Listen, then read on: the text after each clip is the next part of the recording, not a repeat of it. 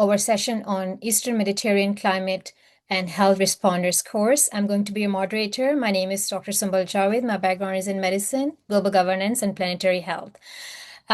So very warm welcome to everyone today. We're all very excited to have you all here, our participants, our course coordinators, our working groups, our speakers.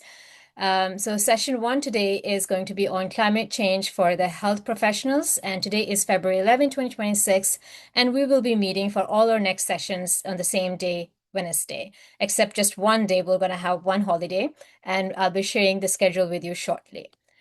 So some housekeeping rules first. We're going to have simultaneous interpretations, which is available in Arabic using the button with the global icon. If you look down, you'll be able to spot that. We're also going to have closed captions for English. You just have to click on a CC button on the bottom of the Zoom window. As you can see on the arrow here, we also have French captioning. Please click on the link in the chat to access that.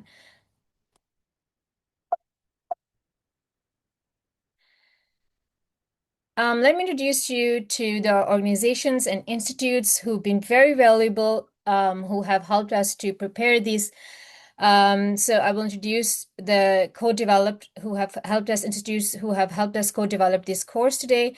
The Global Consortium on Health and on Climate and Health Education, Columbia University, the WHO Regional Office for the Eastern Mediterranean, WHO EMERO, International Organization of Migration, IOM, College of Medicine and Health Sciences, National University Oman, Gulf Medical University in UAE, Center for Vector Biology and Zoonotic Diseases, Connecticut Agriculture Experiment Station, USA, Desful University of Medical Sciences in Iran, University of Management and Technology in Pakistan, Isfahan University of Medical Sciences in Iran, National University of Medical Sciences, NUMS in Pakistan, Tehran University of Medical Sciences, Iran, Health and Emergency and Disaster Research Center, University of Social Welfare and Rehabilitation Sciences, Tehran, Iran, United Nations University.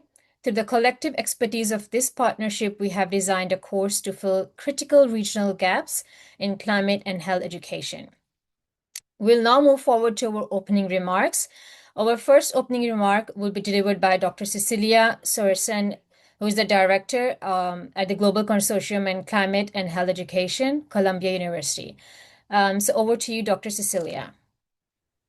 Thank you so much. Good afternoon, everyone, and welcome. It's truly an honor to open the first Eastern Mediterranean Climate and Health Responders course developed by the Global Consortium on Climate and Health Education at Columbia University in close partnership with so many outstanding regional institutions and experts.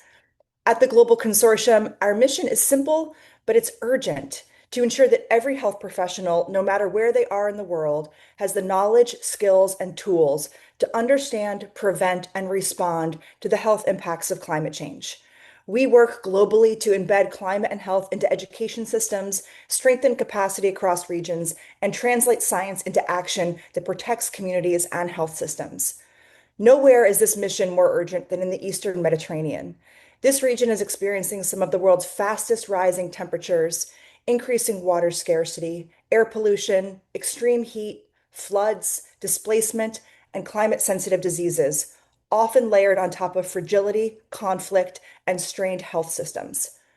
Climate change is not a future threat here. It is already a daily public health emergency. That is why this course is not only about awareness, it is about action.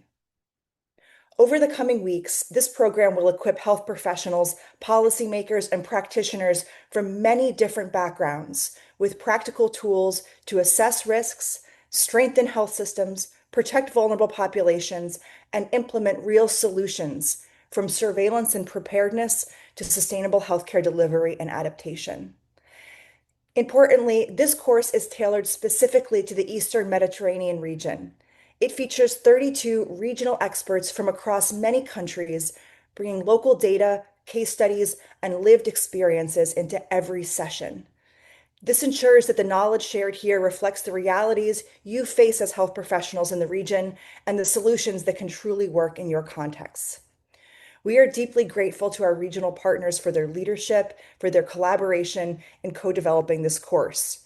We are also deeply grateful to all of you. We have over 1,000 registrants for this course across the region who have joined with a shared commitment to protecting health in a changing climate. As you'll learn, climate change is one of the greatest health challenges of our time, but is also one of the greatest health opportunities to build stronger, more resilient, and more equitable health systems. By participating in this course, you are becoming part of a growing global movement of health professionals leading climate action, from hospitals to ministries to communities and classrooms. We look forward to learning together, exchanging experiences, and turning our knowledge into impact. Thank you so much for being here. Thank you for your leadership, and thank you for your commitment to safeguarding the health of current and future generations. I deeply invite you to join the Global Consortium on Climate and Health Education, either as an academic institution, as a partner, a civil society partner, or as an individual. We will drop the link in the chat, and that way we can stay in touch with you after the course concludes. With that, it is my pleasure to officially welcome you to the Eastern Mediterranean Climate and Health Responders course. Back to you, Sumbal. Thank you. I would now like to invite Dr. Brendita Algerenzi, who's the Director AI at Department of Health Promotion and Disease Prevention and Control, Coordinator Communicable Diseases Prevention and Control Branch at the WHO MRO. Please, Dr. Brendita. Thank you very much, Chair. Good morning, good afternoon to everyone. Very pleased to be with you today. And first of all, I would really thank the Columbia University Global Consortium on Climate and Health Education for working with WHO EMRO and the other organizations who were mentioned to start and implement this very important initiative. And also, I'm delighted to welcome especially all health professionals, more than 1,000, as you heard, joining from across the region this course, which is a clear demonstration of the region's interest for climate health capacity and readiness to act. So this course reflects a deliberate strategic investment by our regional office and other critical partners, and demonstrates that we believe climate change is not a future risk in this region. It is a present-day operational reality reshaping the disease landscape, which we manage every day. As you know, climate change is the greatest health challenge in the 21st century. The consequences for health are substantial and include more deadly extreme weather events, increasing cases of non-communicable diseases, and increased emergence and spread of infectious diseases. I'm just back indeed from a discussion with member states on the importance of climate change and population movements on vector-borne diseases in particular, and dengue, and this will be very likely the object of our regional committee this year as well. So this problem impacts the region health workforce and the infrastructure, reducing the capacity to achieve universal health coverage. The region is at a unique crossroads. 22 countries across some of the hottest and most water-scarce regions on Earth, many facing ongoing conflict, mass displacement, and fragile healthcare systems.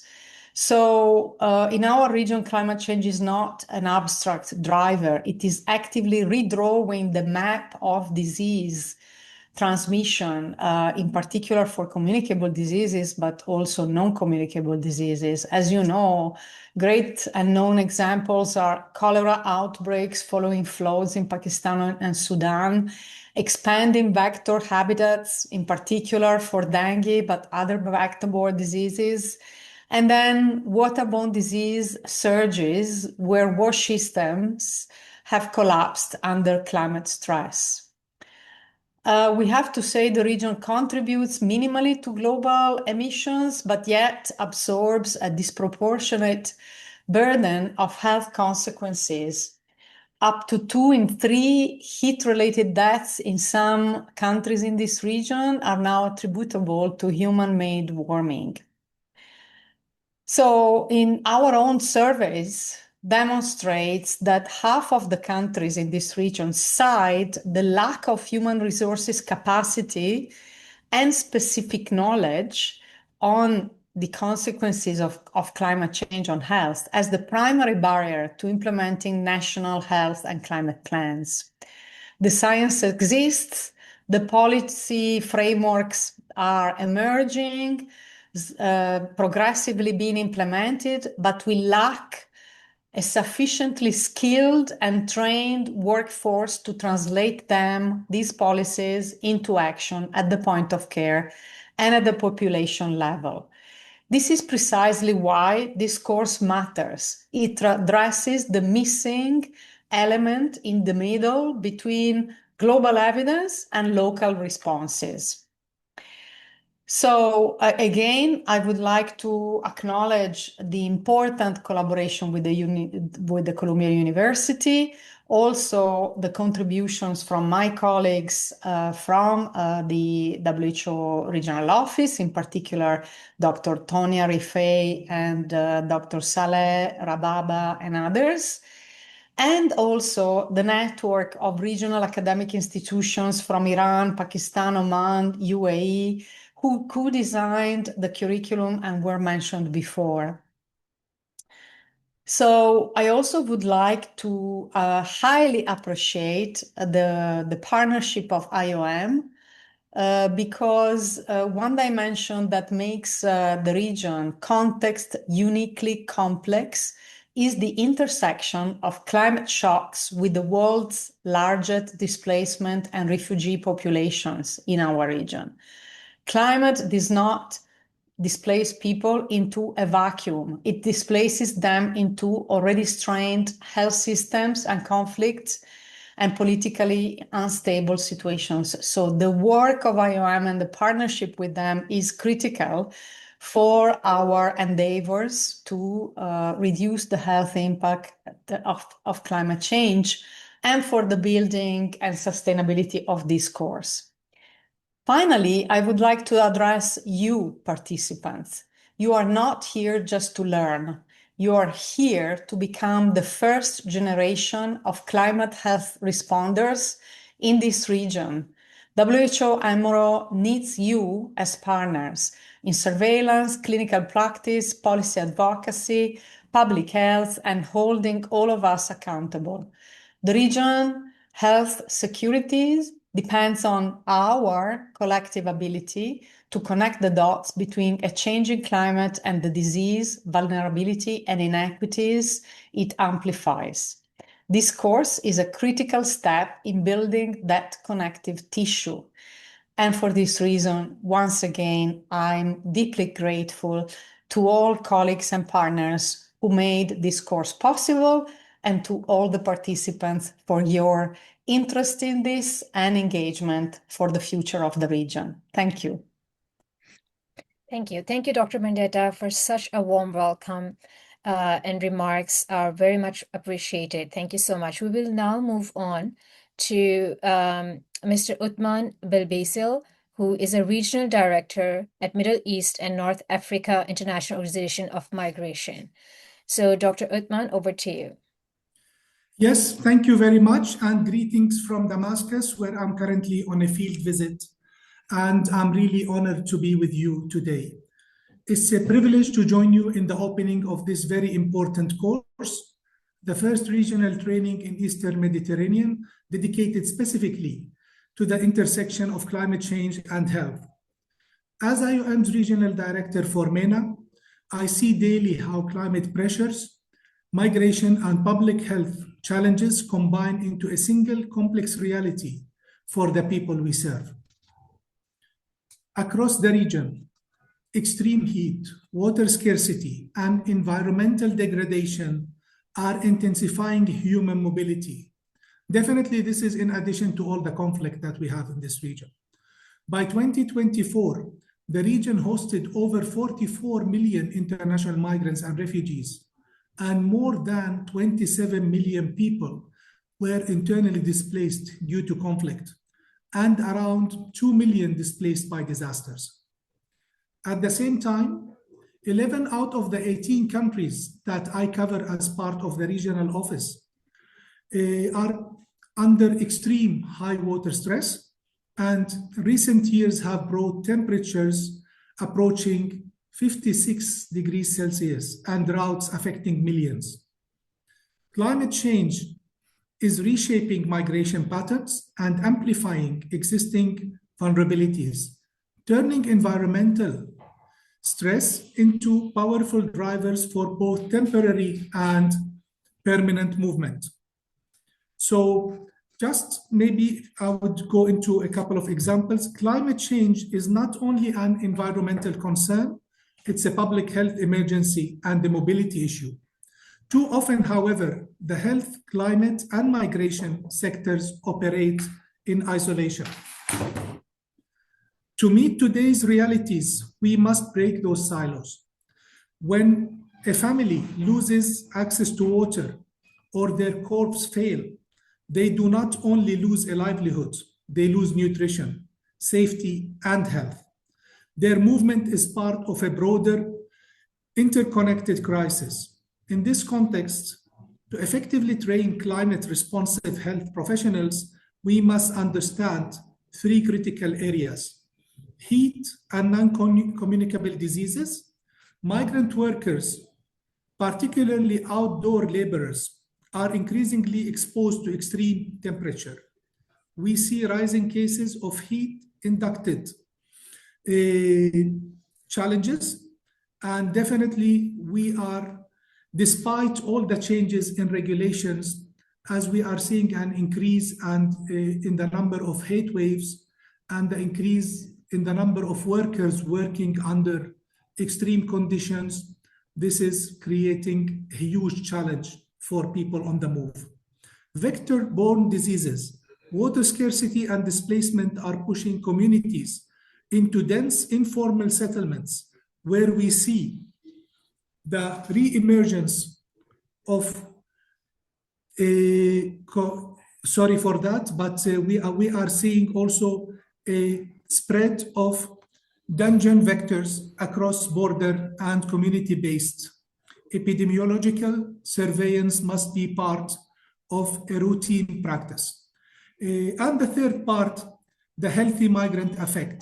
While migrants often begin their journey in good health, the harsh conditions of climate-related mobility, extreme heat exposure, dehydration, and other factors severely affect their health.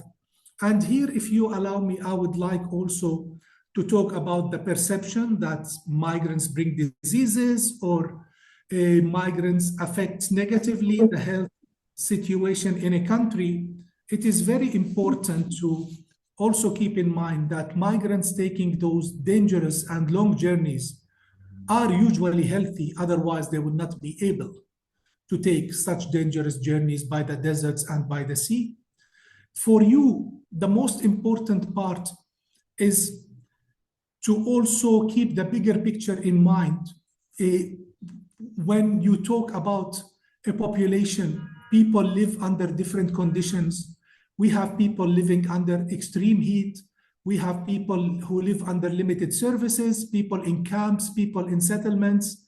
And definitely it is very important and highly advisable for you to try to enrich your knowledge by getting out in the field, getting this exposure, visiting different countries, talking directly to people where you will be able to exactly understand what are they talking about and what are the changes that they are passing through.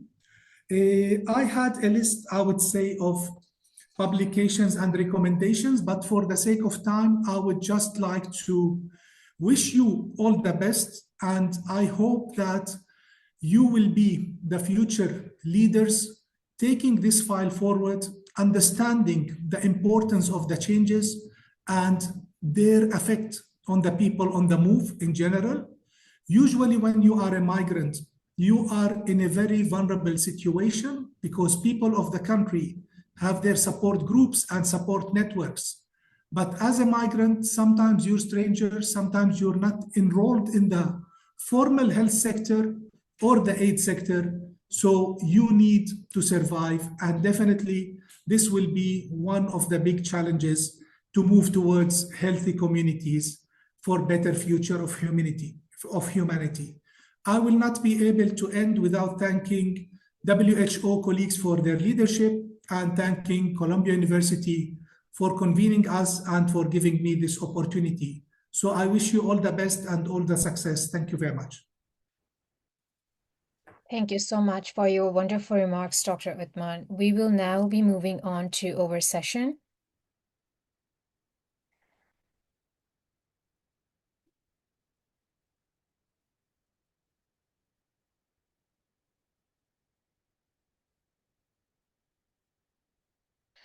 So moving on to our course objectives.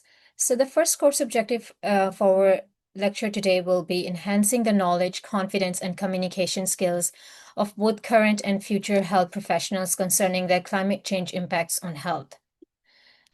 So they can, to one, deliver improved public health and clinical care by recognizing and addressing climate risks, and two, serve as trusted advocates influencing policy and practice within their institutions, communities, and professional networks. They also want to equip current health professionals with the knowledge and skills to educate the institution's own learners, ensuring that climate-related health impacts and emergency preparedness are systematically integrated into pre- and post-licensure training worldwide. By building and strengthening an agile and informed community around climate and health education, advocacy, and policy for health professionals with strong mentorship and expert support. The course schedule would be, we will have 11 sessions every Wednesday, just like today. So we'll have the first session, which is today, on climate change for health professionals. On February 18th, session 2 will be on degraded air quality. On February 25th, session 3 will be on heat-related illness and mortality.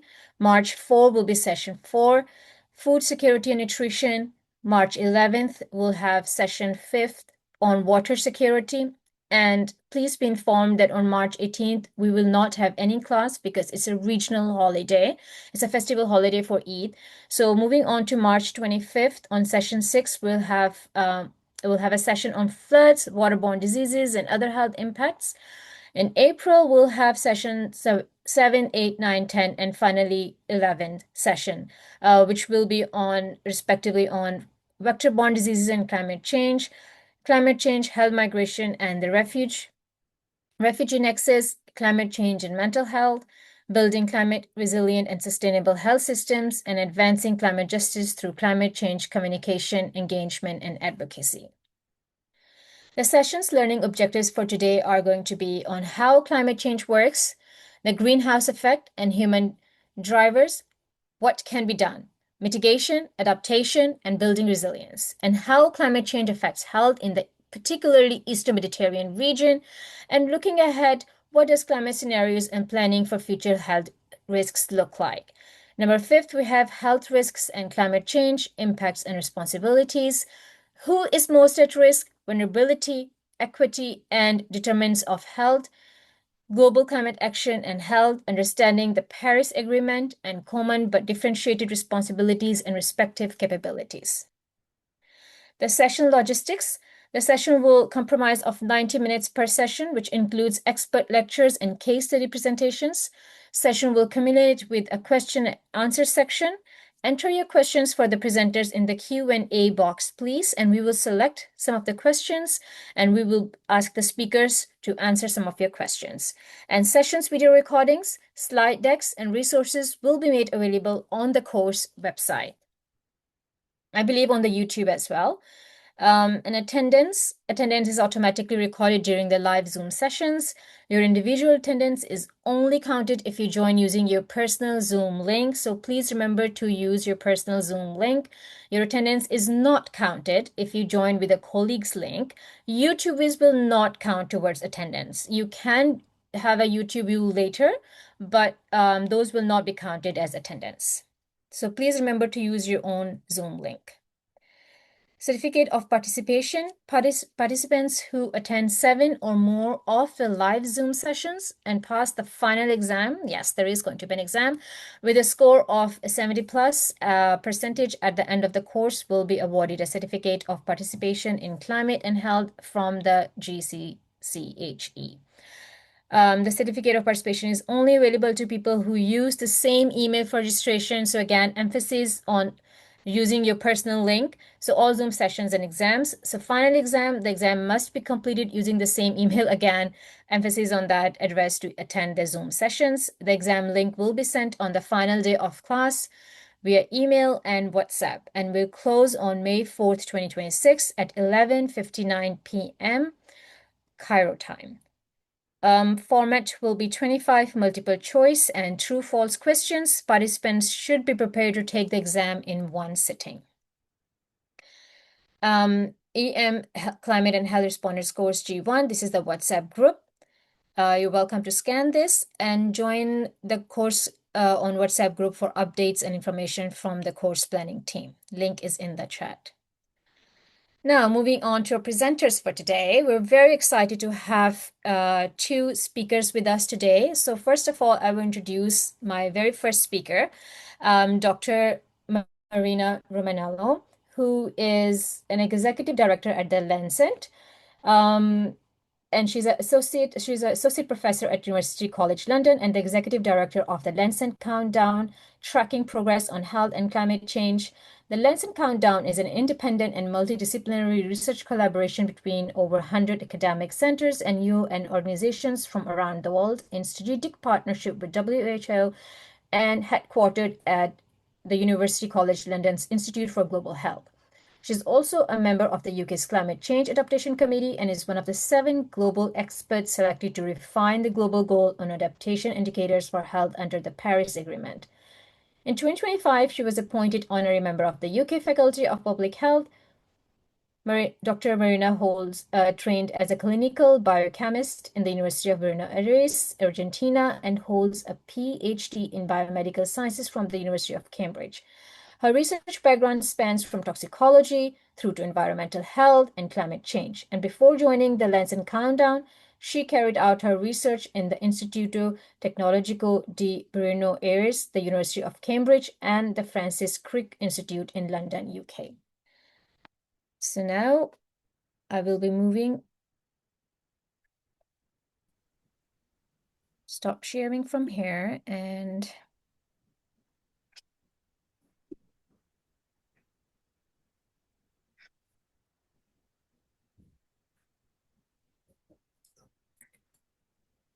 thank you, Sumal, for your kind introduction, and thank you everyone for joining us today. Thank you also to the organizers for putting this event together, particularly to Cecilia, who is one of the contributors to the Lancet Countdown project as well.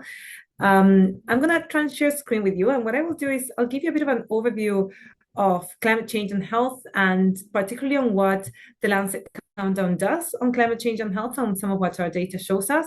But I'm going to start with a bit of an overview. I'm sure none of you need this overview on kind of what climate change is and why it's important for health, but I think it's always good when we start these types of sessions to ensure that we're all on the same page of what we're discussing here today and why this is such an important issue for health.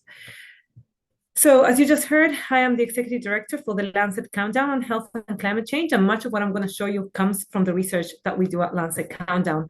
But I wanted first to start with what probably is a very familiar image to many of you, that is about the kind of tracking the global temperatures and our understanding of climate change as a human cost issue.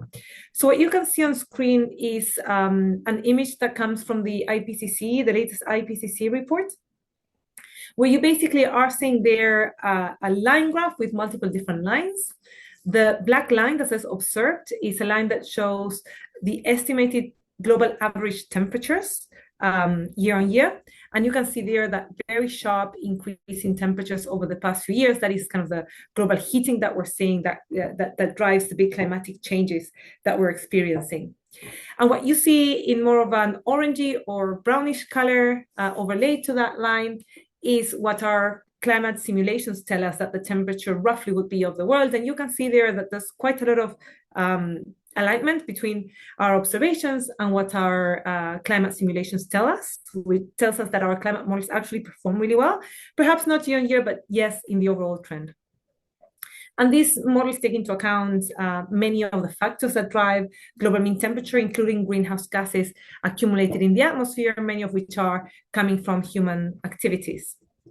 And what you can also see on this graph in the teal color or the kind of bluish color in the bottom is what we would have expected the global climate or the global mean average temperatures to be without the contribution of human induced greenhouse gases that have been emitted year on year in vast quantities, roughly since or mainly since the Industrial Revolution. And what you can see there is that without human activities, without human interference, without human emissions of greenhouse gases, we would have practically not seen a global mean temperature increase as we're experiencing. And this tells us that climate change is largely being caused by human activities, by our human emissions of greenhouse gases. So we know that climate change is happening. We know that we're experiencing a pace of change in global temperatures that vastly exceeds any other pace of change in the climate that humans were ever exposed to in terms of how rapidly the climate is changing. And we're currently experiencing the hottest global climate since humans, as we know them, inhabit this Earth. So us as a species have never been exposed to such high global mean temperatures or to such a sharp increase in global mean temperatures, such a sharp change in greenhouse gases, in the climate, and it's caused by greenhouse gases. So we know that we're having a very profound effect in our climate due to these kind of sharp emissions of greenhouse gases, most of which have come from our burning of fossil fuels to drive our industries, to drive our transport systems, many of which have also come from deforestation, from land use change, that have resulted in less absorption of greenhouse gases from the atmosphere, and many of which have also come from our agricultural systems, our emissions of greenhouse gases through agricultural practices, particularly ruminants that emit methane, as well as other industrial activities in a smaller proportion. If we look at what those emissions have looked like, you can see there the carbon dioxide concentrations in the atmosphere as per the Mauna Loa Observatory, and you can see how greenhouse gases in the atmosphere, so the concentration of carbon dioxide has increased really sharply in the past kind of decades, and this goes very tightly aligned with the increase in global mean temperatures that these greenhouse gases are causing by trapping heat in the Earth. And what I wanted to show you is what the different climate agreements have done. You can see there the key climate agreements from international negotiations over the past years, and you can see that actually the trajectory is quite sharp still in the increase on greenhouse gases. Arguably, since the Paris Agreement, we have reduced the expected heating. We were heading to about 4 degrees of heating before the Paris Agreement. Now we estimate to be heading towards 3 degrees of global mean temperature increase. So the Paris Agreement has managed to reduce the projected temperature rise, but still we're seeing this very sharp increase in the accumulation of carbon dioxide in our atmosphere, with year on year us breaching new records of greenhouse gas emissions.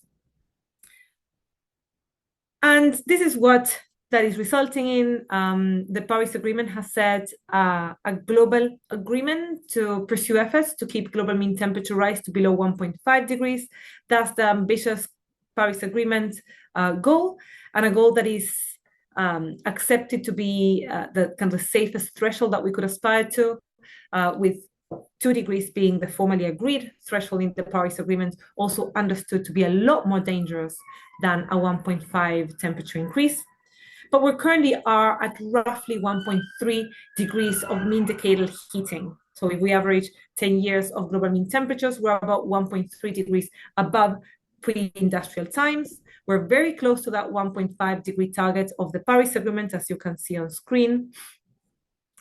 And the concerning thing is that when we look at all of the pledges and targets that countries have made, based on their commitments towards mitigation efforts in the context of the Paris agreements, of their long-term goals, of all of their pledges and targets. Even then, we estimate that aligning and complying with all of those pledges and targets would bring global mean temperature by the end of the century down to just about 2.2 degrees Celsius.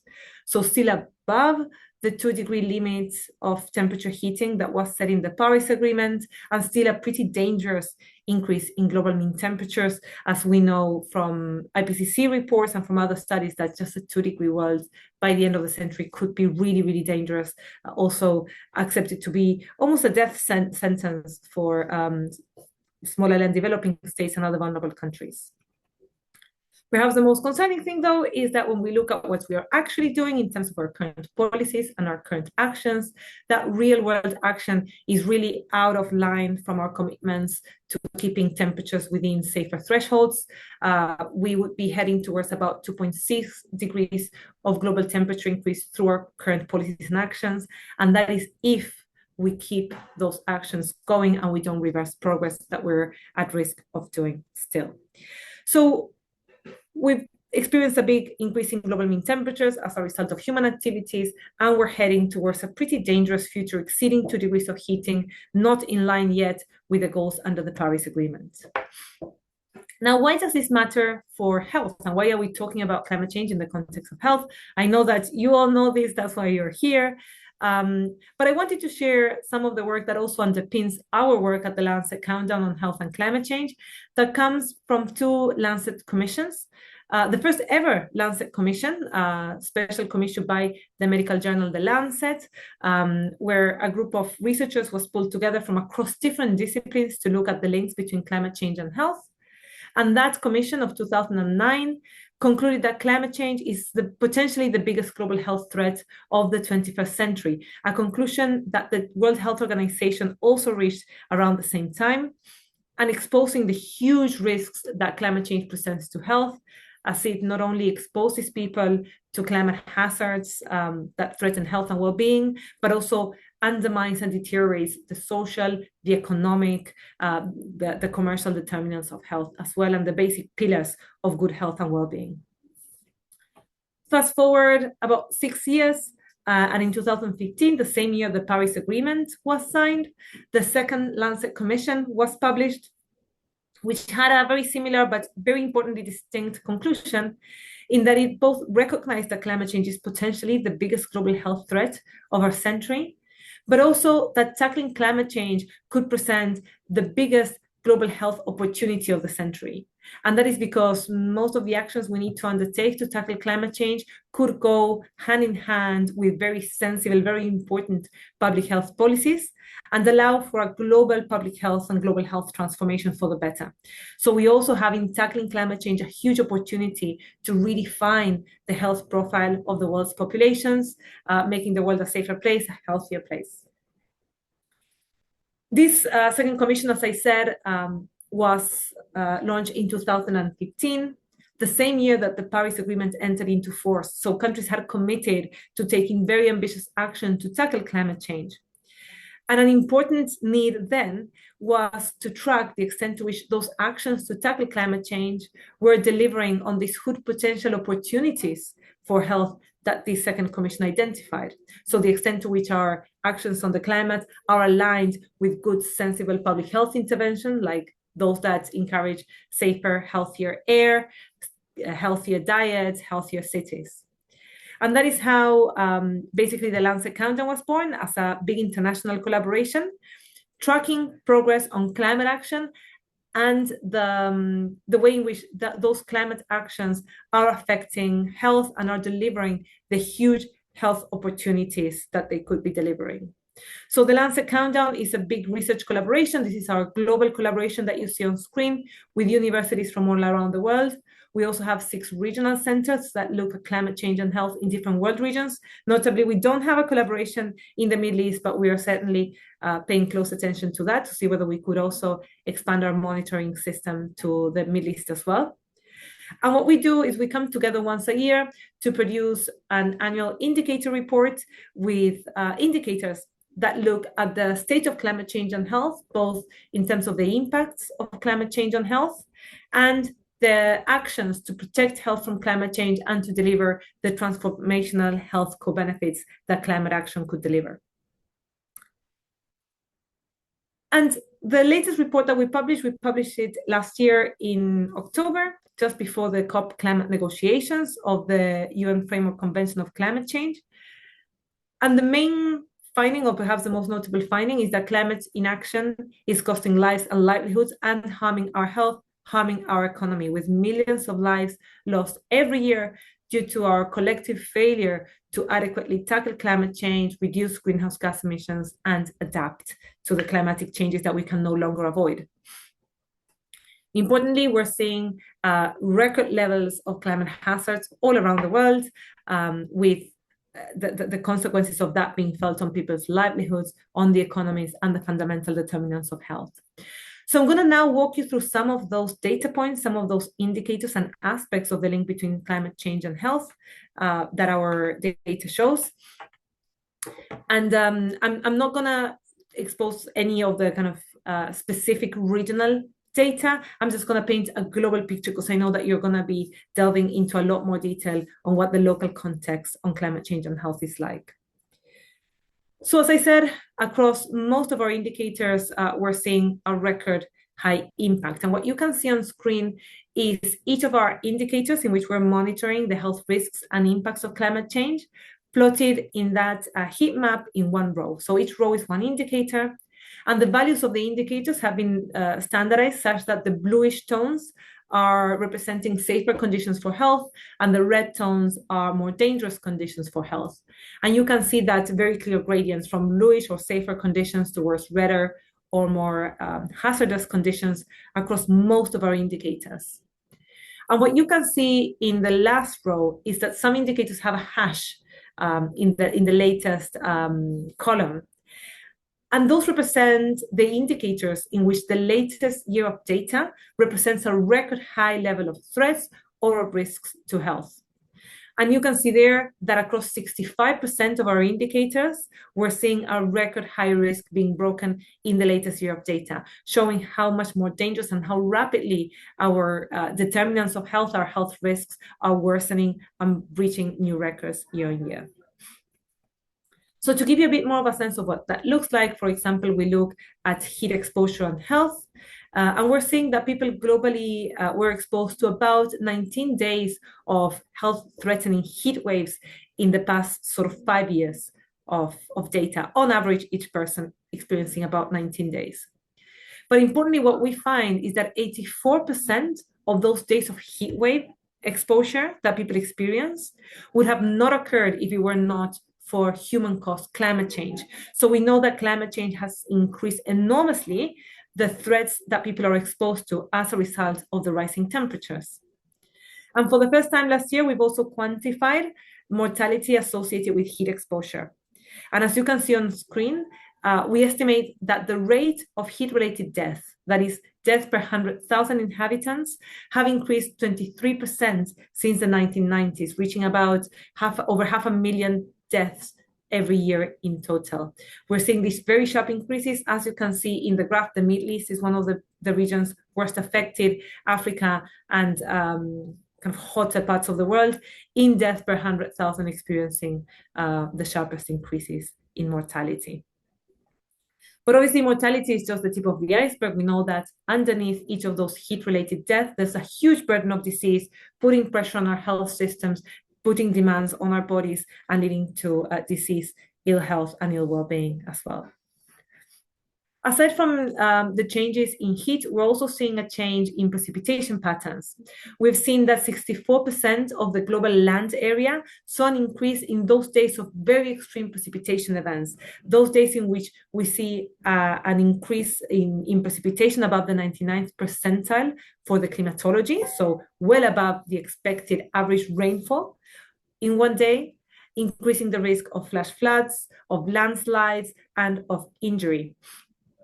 And again, 64% of the global land area is seeing an increase in these sharp rainfall events. At the same time, though, we're also seeing an increase in droughts, and this is because we're seeing a change in rainfall patterns. We're seeing about 60% of the world's land area seeing at least 1 month of extreme drought in excess of what it would be seeing in the 1950s. So the increase in these months of extreme drought is being observed in the majority of the global land area, which means that we're both seeing extensive periods of extreme droughts and days of very extreme rainfall being often intercalating and exacerbating the threats to people through deterioration of agricultural productivity, through harms to our sanitation and water infrastructure, by altering access to clean water and food as well, and increasing the risk of transmission of infectious diseases, particularly those transmitted by vectors. And as I said, much of these impacts of changing rainfall patterns have to do with our food productivity and our food security. And in fact, we're seeing that the increased frequency of days of heat wave and months in droughts in the latest year of data that we can analyze, that is 2023, as compared with previous decades, was associated with 123.7 million more people experiencing moderate or severe food insecurity across the 124 countries that we've analyzed. And we're seeing this sharp increase in the number of people self-reporting food insecurity through surveys, meaning that they couldn't access the food that they needed or meet their nutritional needs, and that is directly being associated with an increase in days of heat waves and months in drought. So very climate change related. We're already seeing the fingerprints of climate change in food insecurity globally. And it not only has to do with the direct health impact, that is largely what I've been speaking about, but also the indirect health impacts. So the impacts of climate change on the economy and the socioeconomic determinants of health. We're seeing these extreme weather events increasingly costing people's livelihoods, increasingly leading to economic losses. We estimate in 2024 about $304 billion in global economic losses from extreme weather events and weather-related extreme events. And importantly, we're seeing that 57% of those losses were not insured. And this is important because it means that either the losses are borne by individuals or organizations, or that they go unreplaced. And when we look at countries with low human development index, that proportion grows to 97% of losses not being insured, which means that the most vulnerable countries, the ones that are most affected by impacts and have least capacity to cope and recover, are also being disproportionately affected by the economic losses of climate change through uninsured losses. We're also seeing climate change is affecting labor capacity and labor productivity. I'm sorry that in the graph, some of the numbers seem to have been shifted around, so I'm not sure it's completely legible. But what we're seeing is that the rising temperatures are reducing people's labor capacity. We know that heat exposure reduces physical and mental capacity to work, and therefore reduces work productivity, and therefore reduces the potential income. And we estimate globally in 2023, we lost about $1.09 trillion in potential economic losses, for the first time exceeding that 1 trillion threshold of economic losses due to heat exposure that is growing. And this represents about 1% of the gross world product of all of the global GDP. The most disproportionately affected countries as proportion of GDP are countries with low human development index, the most vulnerable countries, in which the most affected population are agricultural workers that often work outdoors with limited capacity to shield from the heat and in a very unprotected environment. And importantly, on who very frequently the local food productivity and local food security also depends on. This is important to us. The economic losses and the impacts on our economies are important because oftentimes those economic conditions determine health and well-being outcomes as well.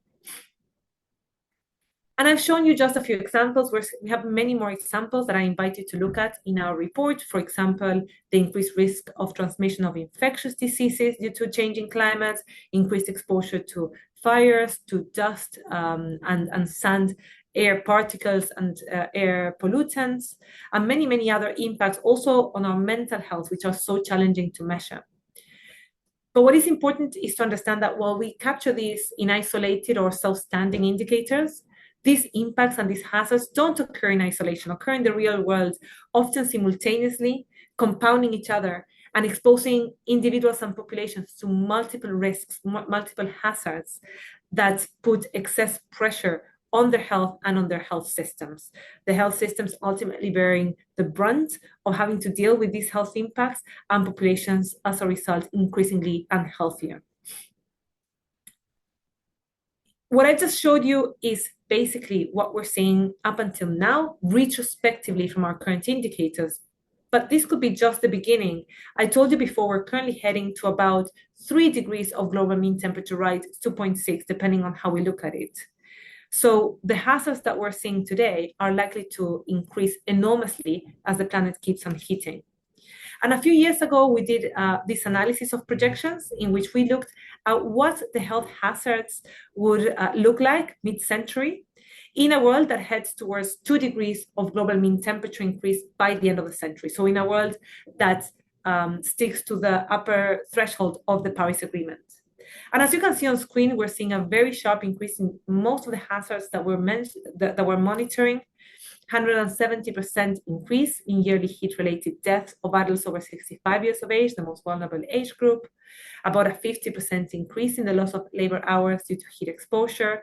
Over 500 million more people experiencing moderate to severe food insecurity linked to heat waves, and an increase in the potential for transmission of infectious diseases like dengue, but also many others. So we're currently heading towards a much more dangerous future than the one we're experiencing today. So it is hugely important that we do our best efforts to reduce the risk, to improve health and well-being.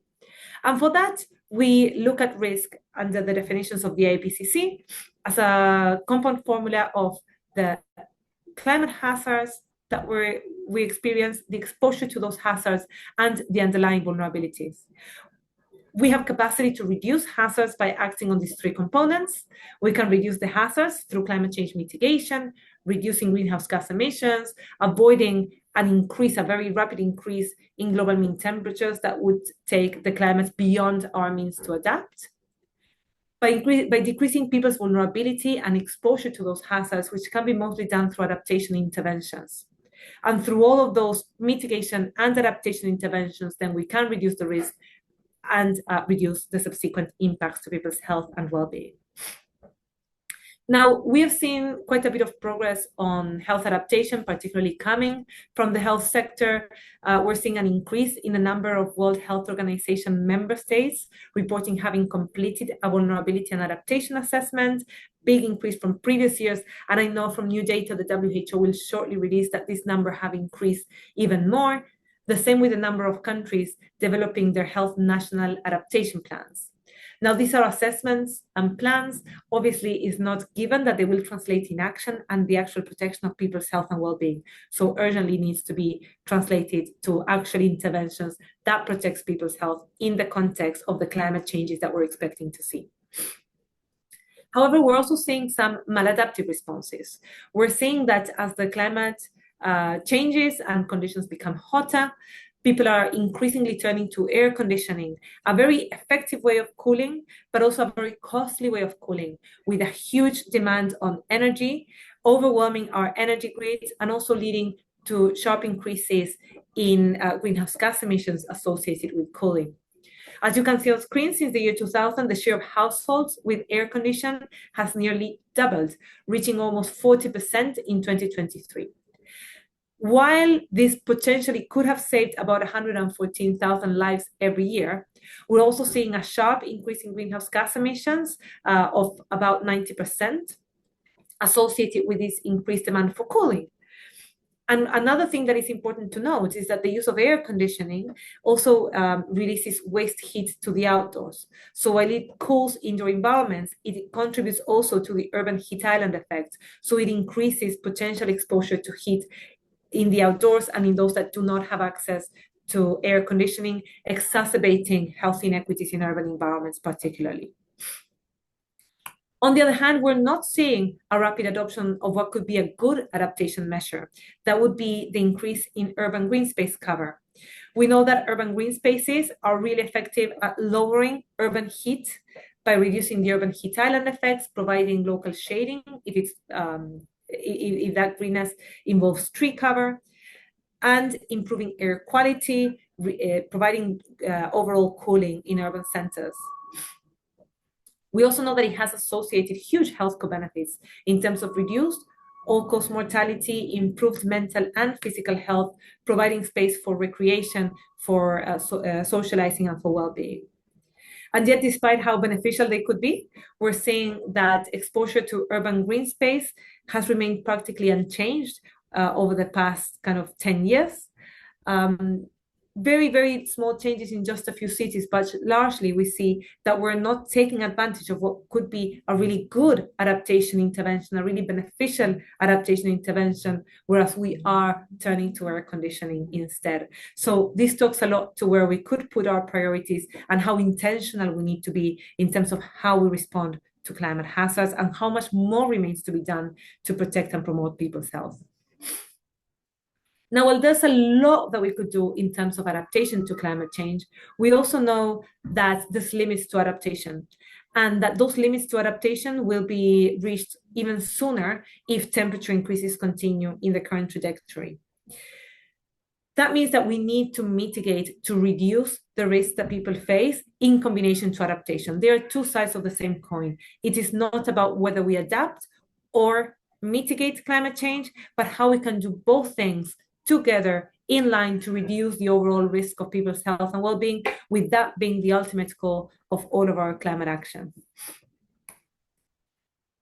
Now, on that front, we're seeing increasing costs from delayed action. We're not seeing nearly as much progress as we would need to see to make the future climate safe for people today and in the future.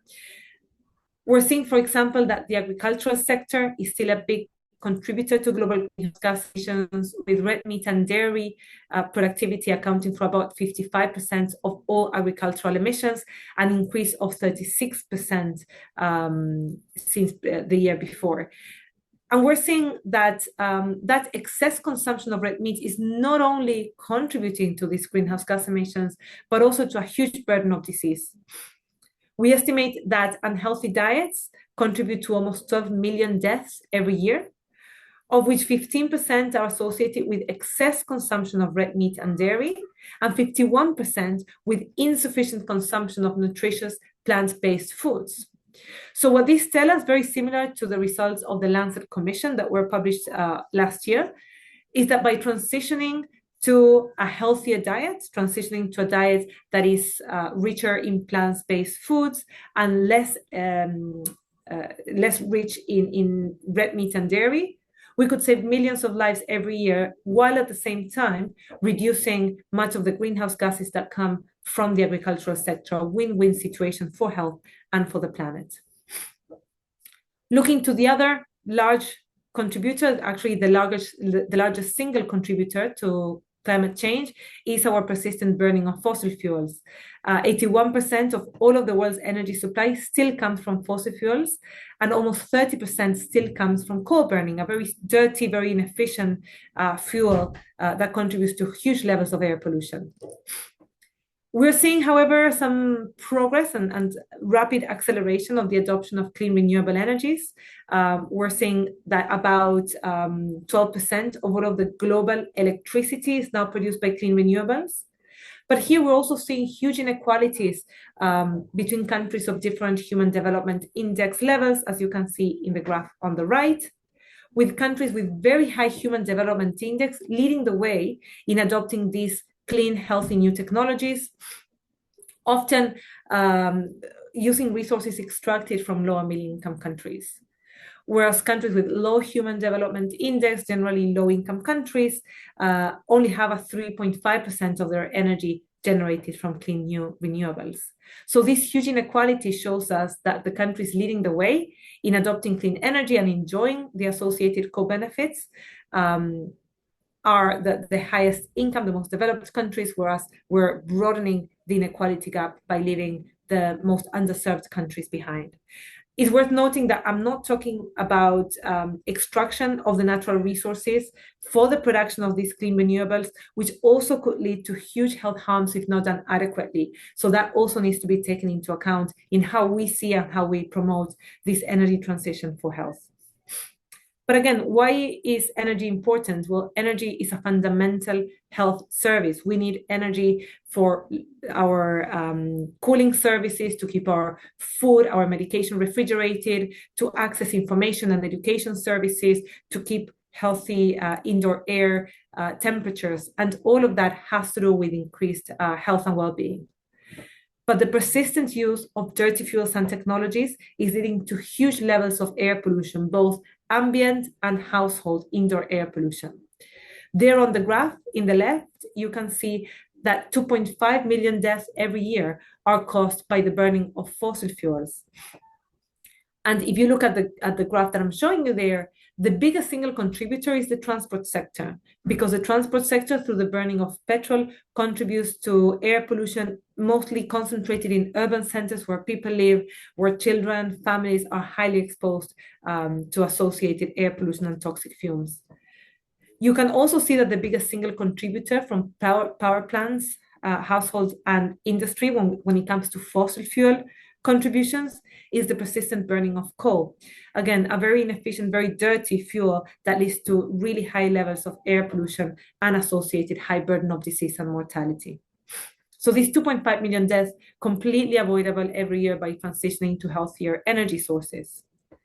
And looking at the right graph, we also look at household air pollution in the 65 countries in which people most rely on biomass burning and dirty fuels and technologies in their homes. And it's worth noting that about 1 million people are still served by healthcare facilities that lack reliable access to electricity, and about 700,000 people still lack access to electricity in their home. Symptoms of energy poverty, and that is what we see on screen, the reliance on dirty fuels and technology, particularly the use of biomass, that comes without to families without access to clean energy technologies, leads to about 2.3 million deaths every year from the burning of dirty fuels inside people's homes and from toxic air quality inside people's homes. As you can see, this is just around 65 countries, so a really high burden of disease.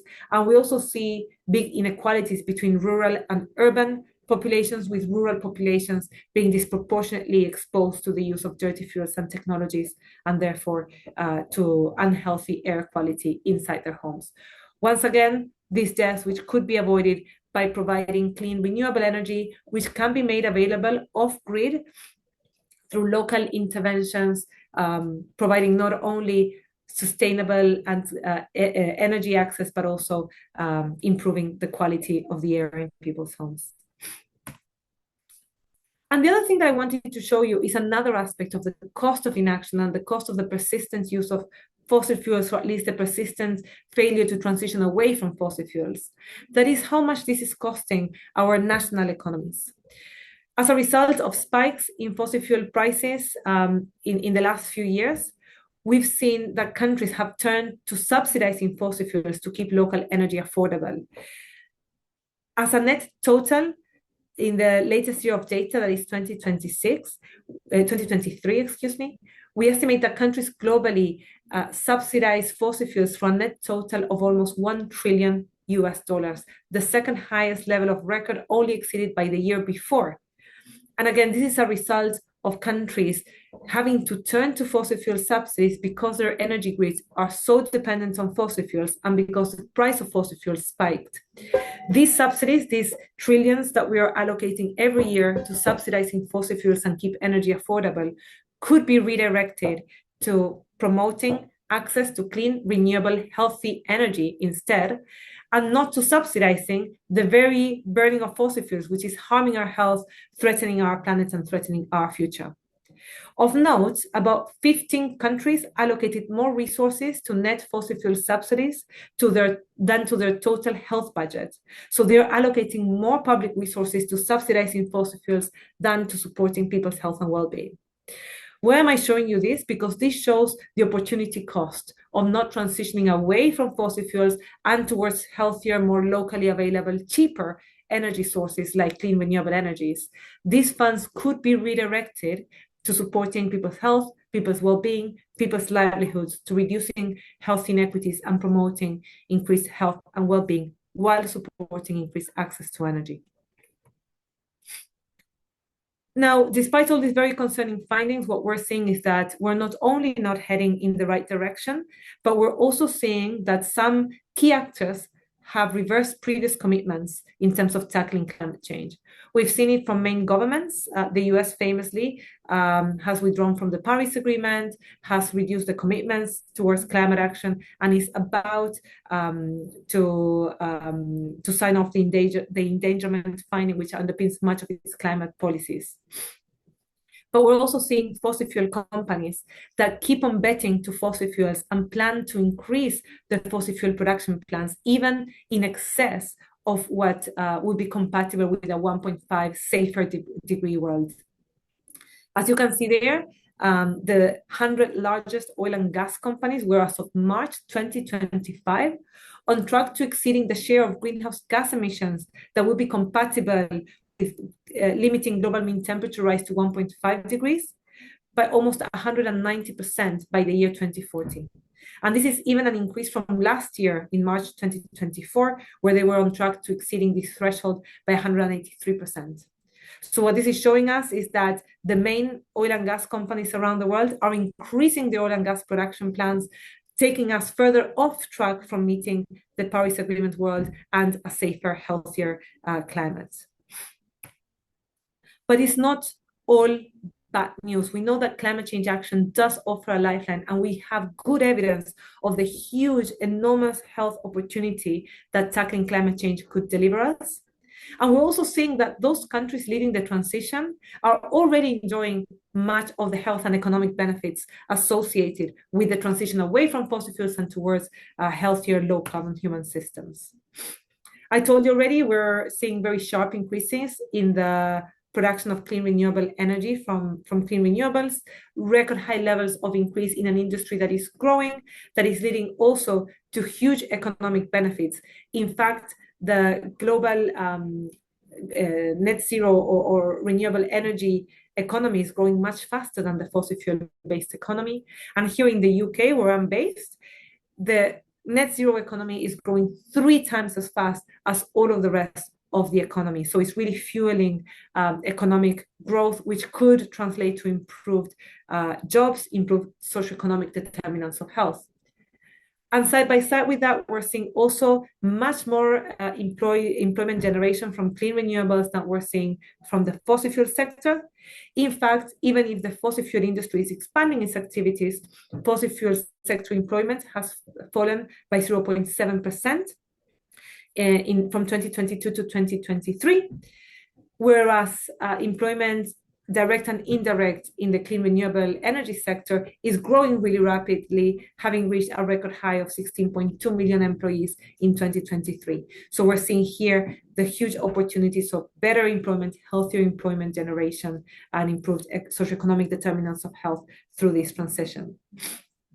And perhaps most importantly for us, we're already seeing that those countries leading the way in the transition away from coal and towards cleaner energy sources are already enjoying the health benefits associated with the transition. We've seen that mortality related to PM2.5, fossil fuel-related emissions, have decreased in these countries and led globally to 160,000 deaths avoided every year between 2010 and 2022. So every year, thanks to the transition mostly away from coal, we're seeing 160,000 lives being saved. China has made huge progress in reducing air pollution, and we're seeing also huge progress in Eastern Europe, generally more advanced countries that are leading this transition away from fossil fuels and towards cleaner renewable energies. So this shows how much more could be done, saving those millions of lives that we were talking about a moment ago by transitioning away from fossil fuels robustly. And we also have good news coming from the health sector. We're seeing the health sector increasingly leading the way. in taking action on climate change, both in terms of reducing its own greenhouse gas emissions, with health sector related greenhouse gas emissions falling over the past few years, especially after the COVID-19 pandemic, but also the health sector increasingly developing these national adaptation plans and vulnerability assessments, supporting more preparedness and improved action to protect people's health from growing climate hazards. And I'm going to close just with a few pointers towards how important the role of the health sector is. The health sector is the first line of defense against the growing impacts of climate change. And as such, it is so central to climate change adaptation, to offering the right information to communities to protect themselves from growing hazards, to offer care to those that suffer from the impacts of climate change, and keep the population overall healthier and therefore more resilient. Public health policies can also contribute to significant decarbonization while delivering healthier populations. So I already mentioned the huge opportunity we have through healthier diets to reduce agricultural related greenhouse gas emissions, also from reduced air pollution or more stringent air pollution regulations in terms of reducing the burning of fossil fuels, particularly close to where people live, but also in terms of promoting more access to green spaces that are incredibly good for health, but also help reduce greenhouse gas emissions and the reliance on air conditioning and highly emitting cooling systems. Cities that are more walkable, more cyclable, more prone to active travel and public transportation that could increase physical activity rates while reducing emissions related to our transport system, and so many more win-win opportunities to improve population's health and tackle our greenhouse gas emissions. And finally, the health sector has control over about 4.2% of all global greenhouse gas emissions, which it generates, but importantly also controls about 10% of global GDP, which means that by decarbonizing our own activities, choosing low carbon supplies, choosing more sustainable care systems, we can also help reduce global greenhouse gas emissions and make the world safer while delivering healthier populations. So with that, I want to thank you very much for your help.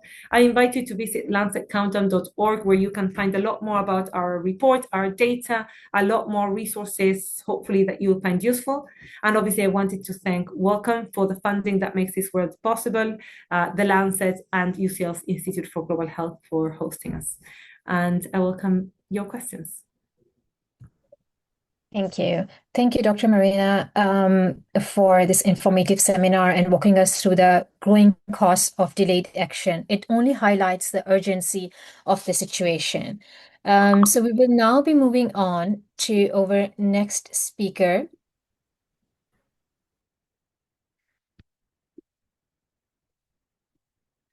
Professor Hamidreza Khankeh, who is an internationally recognized leader in disaster medicine and emergency and disaster health. He has more than 30 years of academic, clinical, and policy experience. He currently serves as Senior Visiting Research Fellow at the Quest Center for Responsible Research, Berlin Institute of Health at Khankeh, and is a full professor at the University of Social Welfare and Rehabilitation Sciences, Tehran.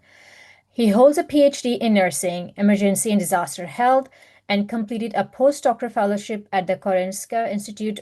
Professor Khankeh has played a pivotal role in shaping Iran's national disaster risk management framework, including founding the Health in Emergencies and Disasters Research Center, chairing the National Scientific Board for Disaster and Emergency Health, and leading the Iranian Scientific Association for Disaster Health. He has coordinated and advised on national responses to major disasters and the COVID-19 pandemic, during which he led the COVID-19 Social Observatory of Iran and vaccine acceptance research informing national policy and WHO guidance. He collaborates closely with WHO as an advisor on hospital disaster risk management and operational readiness. A recipient of the Alexander von Humboldt Foundation George Foster Research Fellowship, Professor Khankeh has authored or supervised over 500 publications, 15 national guidelines, and several textbooks. His research focuses on health impact of climate change, responsible research in the field of disaster risk management. Over to you. Thank you very much. First of all, I would like to say good morning, good afternoon, good evening to everybody, and hopefully this informative course would be useful for all of us as a healthcare provider. Without anything, I would like to start my presentation to save time. Thank for course organizer, especially Daniel and the other member that worked for several months to these invaluable courses. As you mentioned that, I'm going to discuss a little bit regarding health impact of climate change in Eastern Mediterranean region, and especially case study from Iran.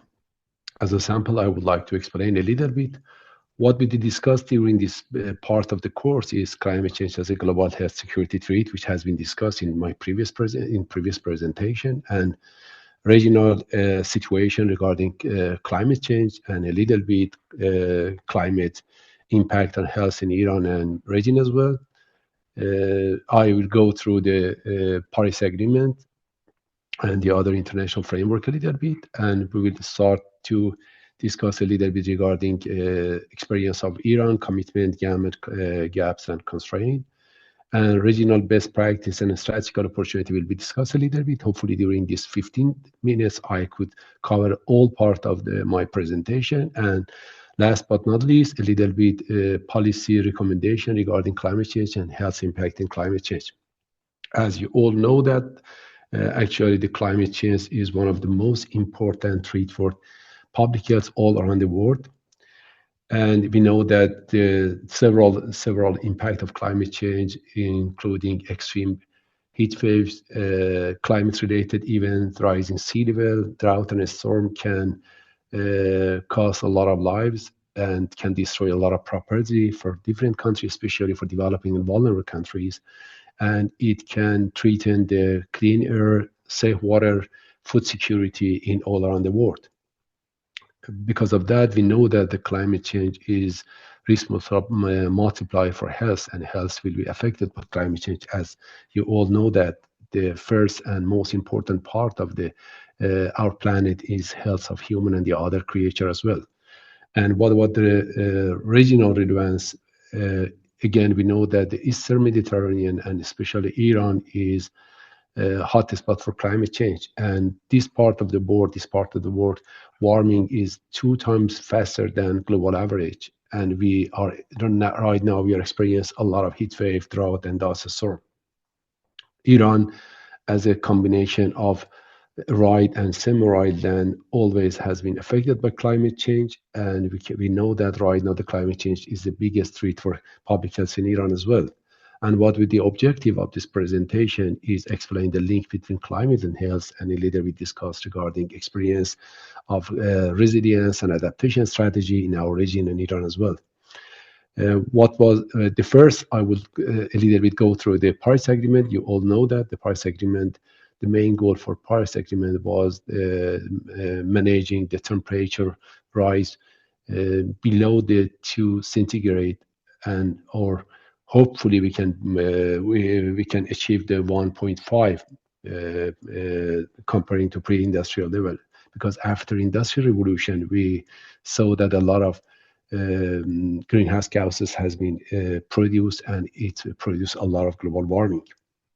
And this goal would be crucial to manage the impact of the climate on health, ecosystem, and food and water security as well. What are the key principles of Paris Agreement? We all know that all countries should set their own plan and program to manage the greenhouse gases emission. And this program should be updated every 5 years, and the country should try to have more ambitious target and goal to cut the greenhouse gases emission. For vulnerable and developing country, the adaptation strategy is recommended, and they should be supported by developed country as well. But for developed country, based on Paris Agreement, they committed to provide at least $100 billion every year to support developing country as well.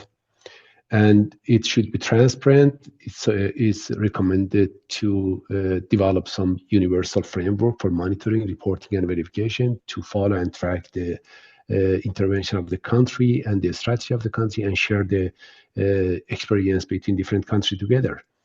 We believe that based on Paris Agreement, the loss and damage used by by climate change, sometimes it's irreversible to short period of time, and we should do a lot to manage them. And what about the United Nations Framework Convention on Climate Change? This is the other framework. We know that just the most important message of this framework is common but differentiated responsibility based on the capacity. It means different country, all countries should be involved, but they have different capacity and they have different contribution in environmental harm. And because of that, this started in 1992, and it has been focused on and reaffirmed in Paris Agreement as well. The core idea is all countries should have shared responsibility for climate action. Every country has responsibility to do something, and their responsibility to every country would be based on the historical emission. As I mentioned, that in industrial revolution, the developed country produced a lot of greenhouse gases. And for these communication contribution should be based on the capacity and should be based on the historical experience to producing greenhouse gases as well. Technology transfer is very important. That should be done by developed country, and based on Paris Agreement, every country should manage their own framework to participate in this important international framework. And developed country recommended to do more mitigation strategy because it needs more resources and technology, which is not possible for developing country. And for developing country, they should do something based on their capability as well. And what would the global cooperation? I mean, this cooperation, this framework can support equity and trust. Why? Because every country should be part of this movement, and it's trying to address the fairness between responsibility and capability. It means developed countries should do more, and developing countries should follow adaptation strategy as well. There are common responsibility. All countries should share and should participate in this global problem, and they should accept some responsibility. No country is exempt from this movement, and we all believe that the climate protection is a shared duty of all of us all around the globe. And the most important part of this framework is differentiated nation action based on the capacity and based on the contribution as well. As I mentioned, that developed countries should start to cut aggressive emission and provide resources and technology for the other country. And for developing country, they should focus on the adaptation if you can do, and something in mitigation as well based on their capacity as well. What are the challenges actually for developing country? If the support doesn't materialize, they are not going to participate a lot. And there are some emerging economy like China and Gulf state. Maybe they are not realized that they have good resources, and definition of capability is not capability based on the Paris Agreement to include more country to support the developing country as well. And what about the EMRO? As you know that there is diverse region with common pressure, 22 countries as it mentioned, including Iran, Egypt, Gulf states, and Pakistan as well. High exposure to extreme heat. Water scarcity is a big problem in all parts of the region as well, and weak health system in some part of the region. We have a very weak health system because of the conflict, because of climate change, because of the climate-related event as a disaster. And if you go to the EMRO, unfortunately, the majority of countries believe that they don't have enough resources to be part of the Paris Agreement and part of the other international agreements. And just we have some best practice such as Jordan, Morocco, and Tunisia. They developed health inclusive adaptation plan. It means they have national adaptation plan, and they could include an integrated health system to this national adaptation plan too. And if you go to the UAE and Qatar, they invest a lot in resident hospital and heat health alert system. It means early warning system based on Sendai framework, and the other international cooperation has been developed in the country, and they included climate change as well. And fortunately, around 15 countries has been joined to WHO ATAI system, which try to include health system in national adaptation system. And This combination shows that the regime has a lot of problems and challenges, but they try to develop some health-related adaptation system. They try to do something. They try to improve their early warning system as recommended by Sender Framework, of course, risk reduction as well too. But what the health impact of climate change? We all know that the region is very vulnerable. Why? Because the global warming, the warming rate in our region is 2 times faster than global rate, and already it would be 1.84 centigrade degree above the pre-industrial level. It shows that our region is become more and faster than warm compared to the other part of the world.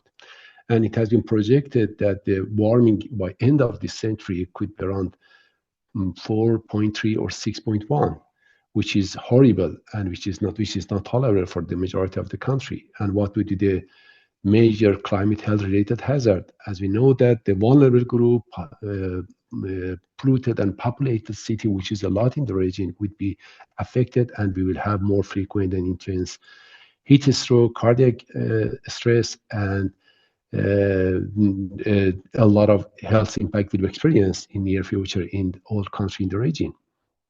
Water scarcity right now and drought is a major problem in the majority of country. In Iran, unfortunately, we have more water evaporation, 3 times more than faster than the other countries.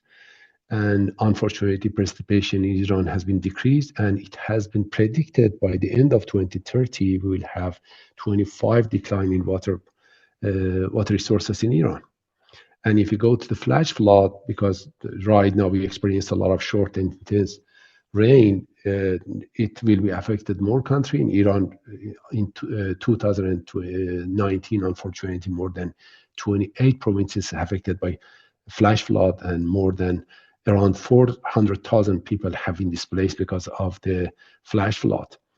Air pollution and dust storm is the other health problem in all regions, especially in Iran as well. It is calculated around 30,000 premature deaths just related to air pollution in Iran, which is caused by rising dust, ozone, and respiratory illness, which is the other problem.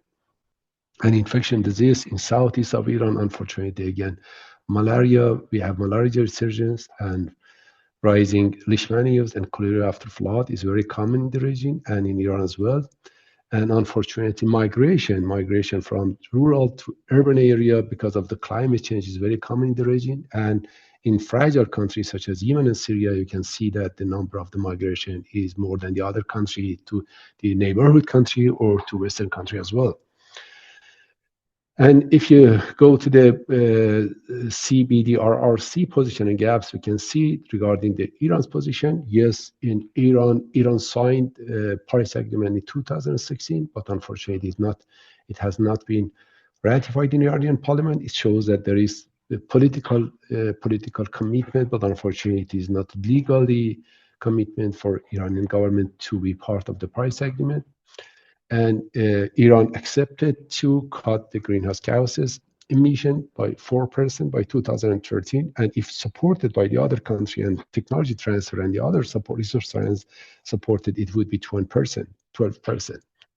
And the situation in Iran is very complicated. You know that there is a lot of sanction and financial restriction, and there's problem for technology transfer, data, and adaptation strategy because of the sanction and the other political problem.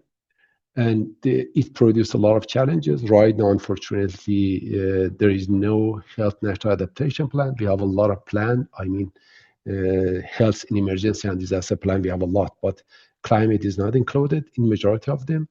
Started in Iran, but not finalized right now. And we know that the climate health link has been recognized by government and policymaker and university as well, but not integrated in health strategy. There are opportunity based on this Paris Agreement and the other framework. Iran can ask for technical and financial support from the developed country, and the developed country can help them to achieve the goal of cutting the greenhouse gases emission in Iran as well.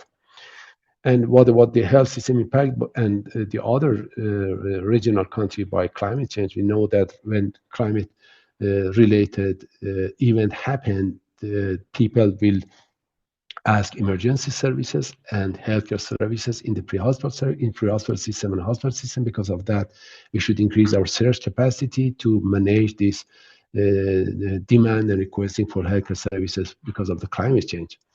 And the other thing which has been happened and experienced in Iran in flooding 2019, health system will be affected by climate change. As we saw that more than 80 hospitals, 1,000 clinic has been affected by flooding in Iran in 2019.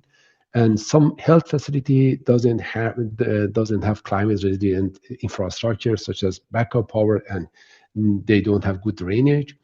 And regarding workforce and supply chain, we know that the climate related event can affect health workers too, as it has been explained a little bit in previous presentation. But we know that some clinic doesn't have good air conditioned system to support the healthcare provider. And we know that climate related event can disrupt the procurement and surgical supply chain for medicine delivery, vaccine cold chain, and for patient transport between community and pre-hospital services and hospital services as well. And there are a lot of systematic threats. We know that the climate change amplify inequality, especially in vulnerable population, developing country, and poor community always will be affected more. And climate impact always reversing health gain. Health is very, very expensive, and in developing countries, it's not possible sometimes to restructure the health system again. And if we go to the Iran, and if I want to explain a little bit regarding Iran, we know that Iran geographically located in most right and semi-right part of the world. Warming and drying is intensify and is most important problem and historical problem. Water scarcity is historical problem in Iran, as we know that. We always are witnessing and suffering from drought, glacial retreat, and evaporation that we lose a lot of water, and it can treat our agriculture and food and health security as well. And based on the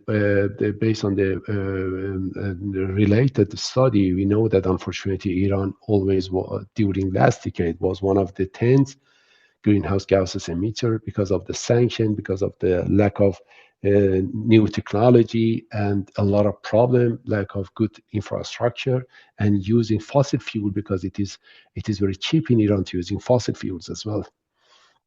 And unfortunately, Iran didn't ratify the Paris Agreement in Iranian parliament, and because of that, the evaluation shows that the situation of Iran to manage the greenhouse gases emission is not very good.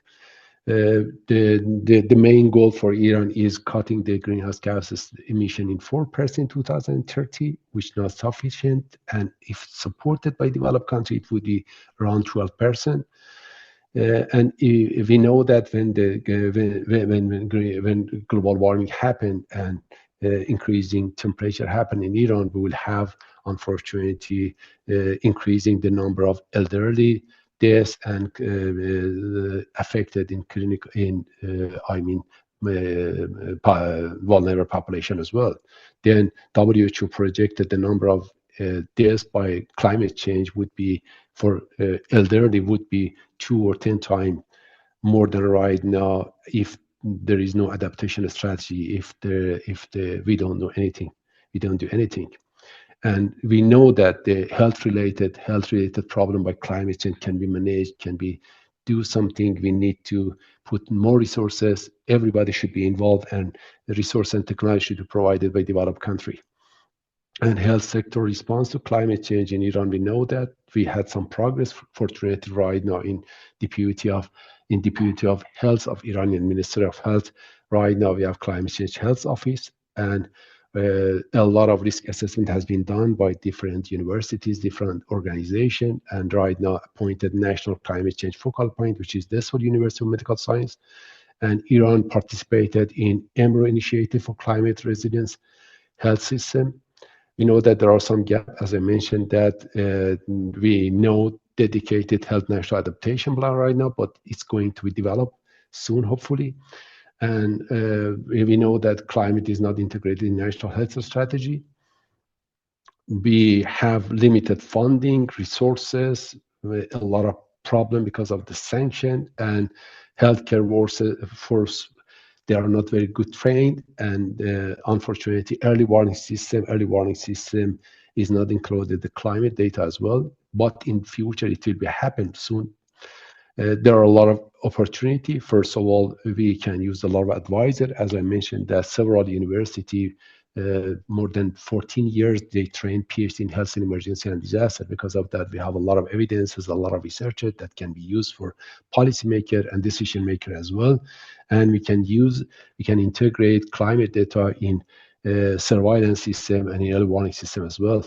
We can do a lot of research right now. We have a lot of evidences in different universities around Iran, and we can improve the coordination between water, agriculture, environmental, and climate expert as well. And if you go to the region, what are the common challenges? We know that the unfortunately limited adaptation financing for the sector is common with all countries in the region.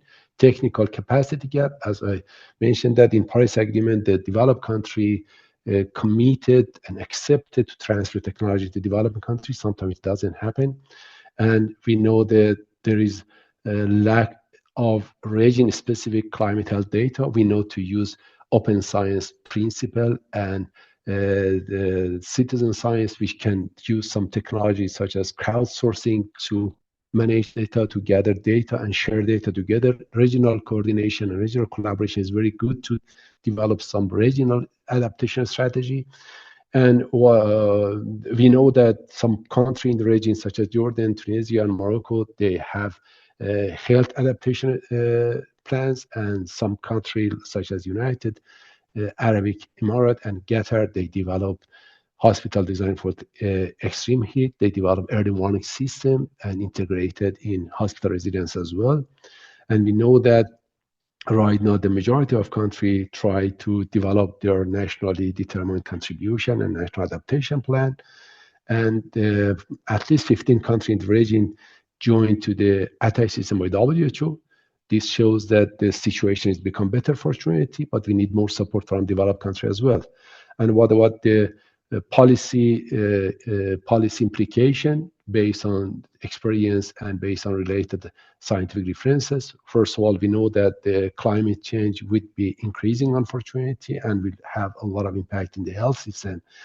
And unfortunately, the number of illness and mortality because of the air pollution, water stress, and diseases will be increased, unfortunately. And we will experience more climate shocks, such as flood and drought, and fragile health system will be affected more. And potential reversal of public health, especially for vulnerable countries and poor countries, will be experienced more.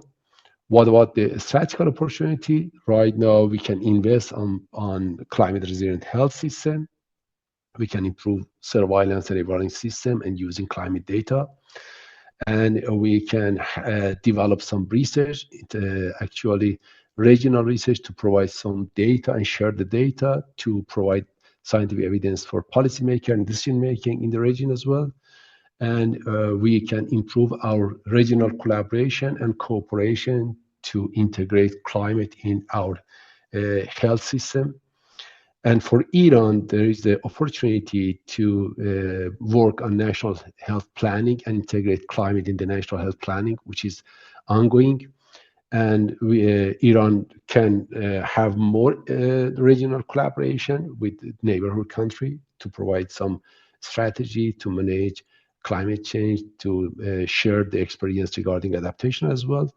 And because health system in Iran is very developed, and in every village we have health system, very good network, and very advanced people working there. And we have a lot of university, a lot of people working in this field of emergency and disaster and climate change as well.